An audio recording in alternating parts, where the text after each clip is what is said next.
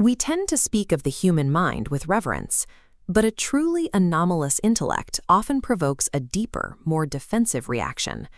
When we encounter a genius we cannot explain, we attempt to resolve the tension by stripping away the humanity, reducing the brain to a biological machine, a factory churning out insights like sausages on an assembly line. This transformation is the core of Albert Einstein's historical legacy. To the cultural critic Roland Barthes, this figure represents more than the facts of theoretical physics. He is a carefully constructed cultural myth. Barthes termed him the Cyborg-Magician. This myth creates a specific paradox. We feel a psychological necessity to view Einstein's mind as an unplugged biological computer, while simultaneously worshiping his work as something divine and beyond the reach of human logic. Society struggled to accept the reality of pure anomalous thought. To manage the threat of such a mind, we reified him, turning his imagination into a series of mechanical functions that we could, in theory, quantify and control. This dark desire to turn a man into a machine transitioned from a cultural theory into a literal physical violation.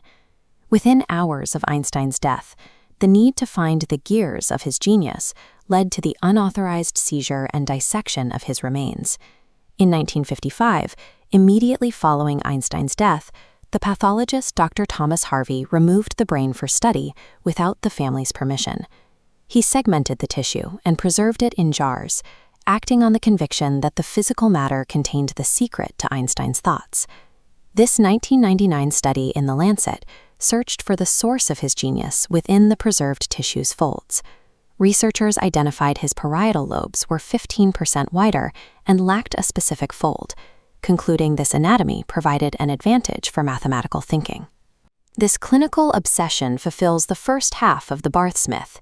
It reduces the boundless imagination of a living person to energetic material, a set of physical components working together to produce a result.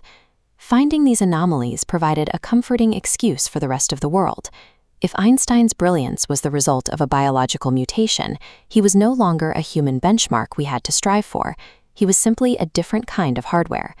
Yet the myth requires a second mystical half. Einstein's actual creative process was anything but mechanical. It relied on visual, dreamlike thought experiments, like chasing a light beam through space, that felt more like a visionary's trance than a computer's calculation. The public treats his 1905 breakthroughs not as a series of incremental scientific steps, but as an act of absolute revelation. His most famous equation, E equals mc squared, serves as the modern philosopher's stone. It embodies the Gnostic dream, the conviction that the vast complexity of the entire universe can be condensed into a single, elegant combination that reveals the true nature of reality. We inhabit this tension daily. We insist his brain be a mundane, measurable machine, yet we elevate the work that brain produced to the level of divine, indisputable magic. We are currently repeating this same cyborg-magician narrative as we attempt to integrate artificial intelligence into our lives. We are surrounded by the mundane, physical reality of AI infrastructure, cold, sterile data centers, and rows of humming server racks that ground the technology. We use biological metaphors like neural networks to make the code feel familiar and mechanical, while simultaneously treating the algorithmic output as an incomprehensible magic trick we can barely control. Our obsession with AI mirrors the Einstein myth. We are attempting to build a machine we can safely manage, but one that produces results so magical they seem to transcend the materials used to build them. However, every machine has its limits. In his final decades at Princeton, Einstein withdrew from the scientific mainstream to chase a final, ultimate breakthrough.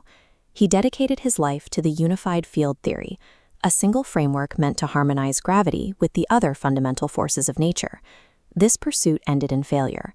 He died leaving a legacy of incomplete equations and unresolved questions, proving that even the most celebrated intellect has its boundaries. This failure breaks the illusion of the perfect calculating machine. It reintroduced a human limitation that the cultural myth had spent decades trying to erase. This inability to find the final answer was essential. For the myth to survive in the public consciousness, the genius must eventually reach a wall that cannot be breached. If Einstein had provided the final answer, the search for knowledge would effectively be finished. A fully explained universe leaves no room for wonder, no reason for scientific pursuit, and no mystery left for the next generation to explore. We gravitate toward these machine myths because they promise absolute power, but we require them to fail because a perfect solution leaves no path forward for the observer. If a machine, or a man, could offer a final, absolute clarity, the entire human project would become redundant. We construct these elaborate narratives of cyborg magicians to make sense of our world, but ultimately we rely on their failure to remind us that a flawed, searching humanity still has a vital place in the universe.